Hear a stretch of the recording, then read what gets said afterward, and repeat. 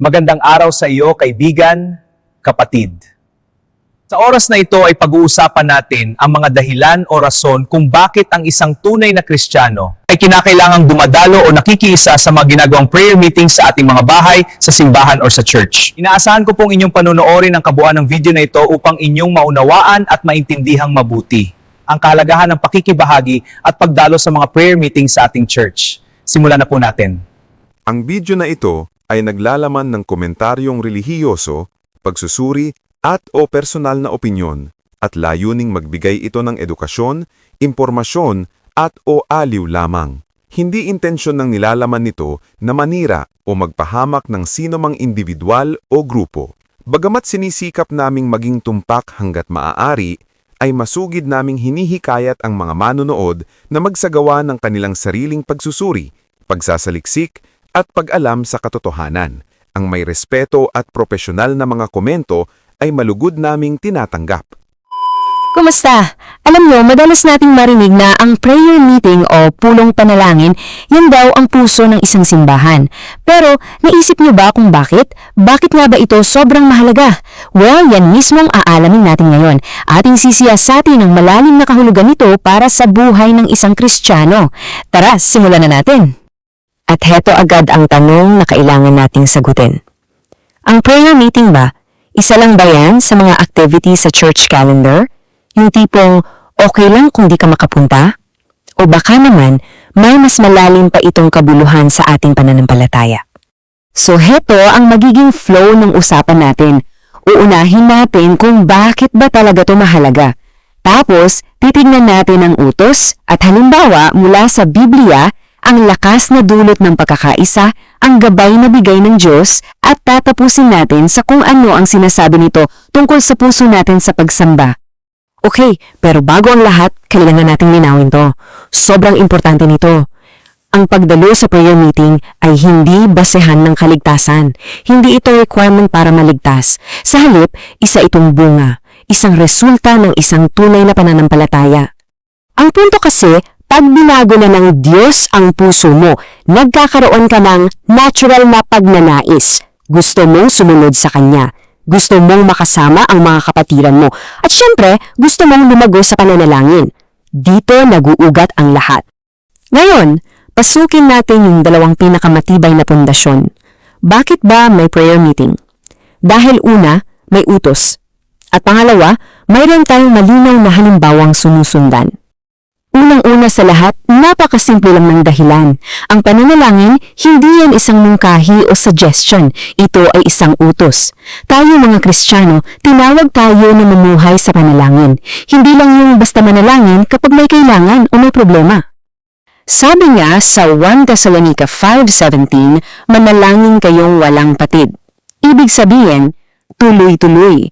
At ang prayer meeting, isa yan sa mga pinaka-practical na paraan para sama-sama nating matupad ang utos na yan. Bukod sa utos, hindi naman natin to basta inimbento lang, di ba? Mayroon tayong sinusundang pattern o huwaran. Yung mga pinakaunang Kristiyano, yung mga kasama pa mismo ng mga apostol, ito ang ginagawa nila. Tingnan nyo sa aklat ng gawa, bago pa man dumating yung Pentecostes, anong ginagawa nila? Nagkakaisa sila at nananatiling matibay sa pananalangin. Ibig sabihin, mula pa lang, nasa sentro na talaga ng buhay ng iglesia ang sama-samang paglapit sa Diyos. Okay, so malinaw na may utos at may halimbawa.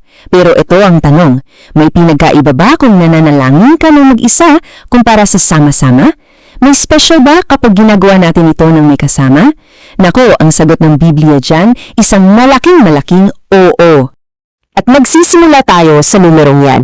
2! Kahit 2 lang.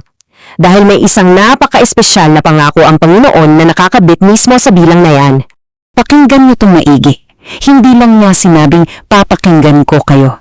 Ang sabi niya, naroroon ako sa gitna nila. Grabe! Mayroong special, intensified na presensya si Kristo kapag ang kanyang mga anak ay nagtitipon sa pangalan niya para manalangin.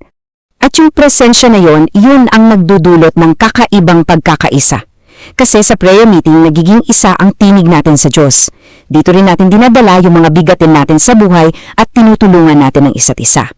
Alam nyo, Yung sama-samang pag-amin na kailangan ko ng tulong, kailangan ko ng panalangin, yun yung isa sa pinakamalakas na pandikit na nagbubuklod sa isang iglesia. Sige, gets na natin, may utos, may halimbawa, may pagpapala. Pero let's be real, kumikilos ba talaga ang Diyos? May resulta ba ang mga panalangin sa prayer meeting? Ito yung tanong na baka nasa isip ng marami. Ang lahat ba ng ito ay may epekto sa totoong mundo? May nangyayari bang konkreto o parang nag-uusap lang tayo sa hangin? Ang sagot, isang napakalakas na oo. Sa aklat ng Gawa, pagkatapos nilang manalangin ng sama-sama, hindi lang puso nilang nayanig, literally yung lugar, yung building nayanig, at napuso sila ng banal na espiritu. Yan ay isang direkta at pisikal na sagot sa kanilang panalangin. At dahil diyan, yung mga pinakamabibigat na desisyon sa isang iglesia, sino ang ipapadala sa mission field? Sino ang mga magiging leader? Hindi yan dapat binabase lang sa talino ng tao. Dinadala yan sa prayer meeting kung saan ang buong katawan ni Kristo ay sama-samang naghahanap ng direksyon mula sa Diyos. At sa huli, lahat ng pinag-usapan natin, dito lahat yan bumabalik sa kalagayan ng puso natin. Kasi ang prayer meeting, para yang salamin. Sinasalamin nito ang relasyon natin sa Diyos at sa mga kapatid natin sa pananampalataya. At may dalawa pa itong napakahalagang papel. Una, para itong isang pananggalang, isang shield sa ating buhay espiritual. Pangalawa, isa itong malinaw na tanda, isang ebidensya ng pag-ibig natin. Mismong si Jesus ang nagbigay ng babala. Manalangin para hindi mahulog sa tukso. Ang prayer meeting, isa yung regular na training ground kung saan pinapalakas natin ang depensa natin.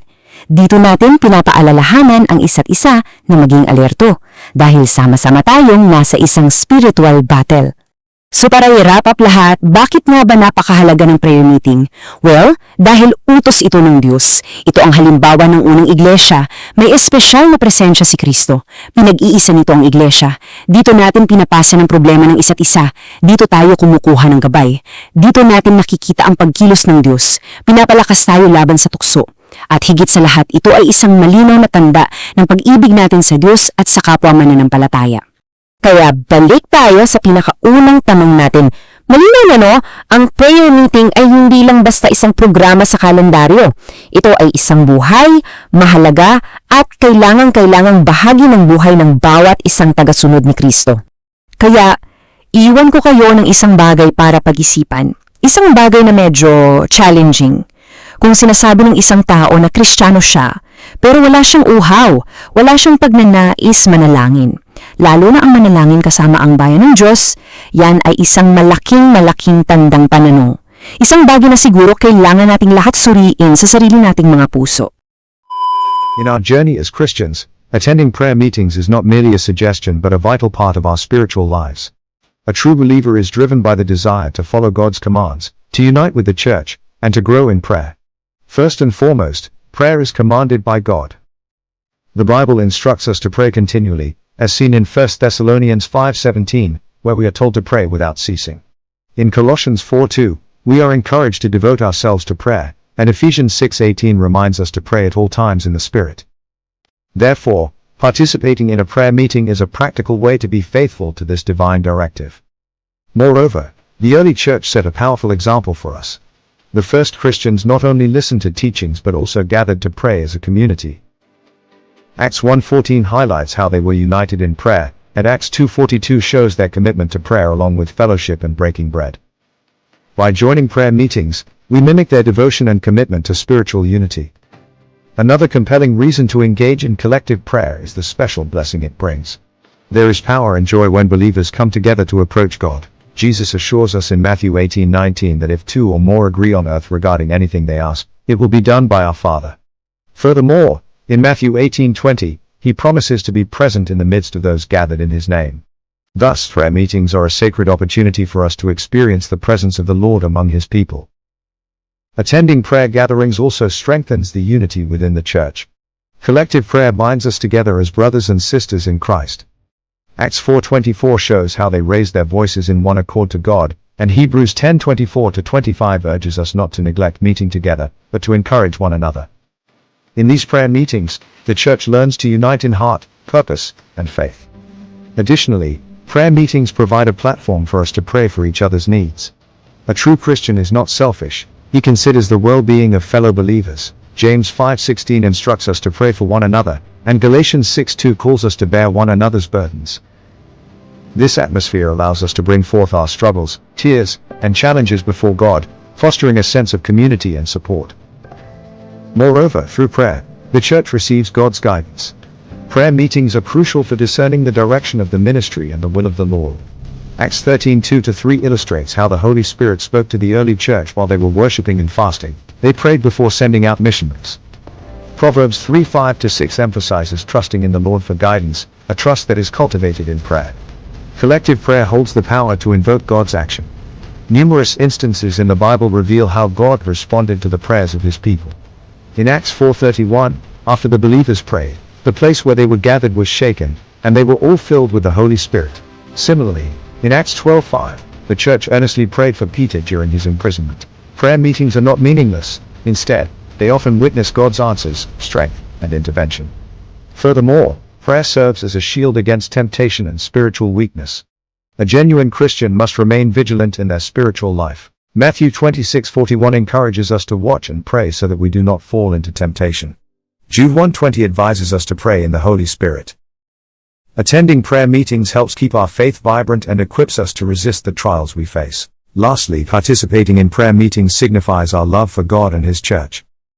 When we love God, we seek His face. When we love the church, we join in prayer. Psalm 95:6 invites us to worship and bow down, while Philippians 2:1-2 calls us to be of the same mind and unity. A prayer meeting is the fruit of hearts that love God and one another. In summary, a true Christian attends prayer meetings because it is God's command, modeled by the early church, blessed by communal prayer, unifying, supportive of one another's needs, providing divine direction, manifesting God's power, guarding against temptation, and reflecting love for God and the church. Ultimately, prayer meetings are not just church programs, they are essential to the Christian life. As believers, we are not perfect, but we have a desire to pray, to connect, and to grow in our relationship with the Lord. If you are a Christian without the thirst for prayer meetings, it raises a significant question mark regarding your faith. Maraming salamat po sa inyong pagtitiyagang panonood sa kabuuan ng video na ito. Nawa ay mayroon po kayong natutunan at kahit na papaano ay nakapangusap sa inyo ang Diyos sa kanyang panawagan. Ng inyong pakikiisa at pagdalo sa mga gawain sa inyong church katulad ng prayer meeting, Bible study at worship services. Hanggang sa muli nating pagkikita, kaibigan at kapatid kay Kristo Jesus.